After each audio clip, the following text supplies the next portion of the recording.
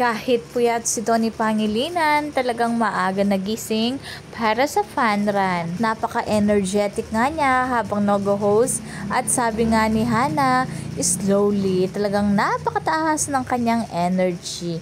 At tayo nga sa mga netizen, syempre nakapag-recharge siya kagabi kaya napakalakas ng kanyang energy. Lahat ng team Pangilinan ay nakisaya sa fun run. Sa pamilya nila Donnie, hindi uso ang KJ.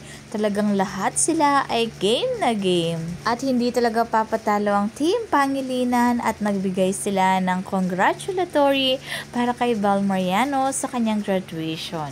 Sabi nga ng mga netizen, nung binati ni Donnie at ang buong team Pangilinan si Bel, sasabihin ng mga basher ay fan service na naman sila or for business galore na naman. Samantalang pag hindi naman binati at sasabihin naman, wala, love team lang talaga ang dalawa.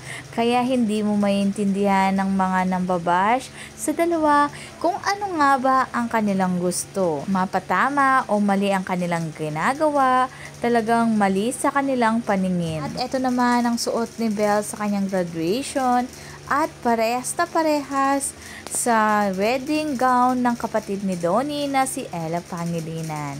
Sabi nga nila parang ikakasal si Belle nung nakita nila na nakasuot siya ng white gown. Si Donnie na lang ang kulang. At may pinasayang mami si Donnie Pangilinan dahil hiling niya na makasama niya sa mismong birthday niya si Donnie. At natupad naman yun, sabi nga ng kanyang anak ay sobrang bait ni Donnie. Intended, it's mommy's happy birthday. Thank you Donnie for the surprise greeting and birthday cake.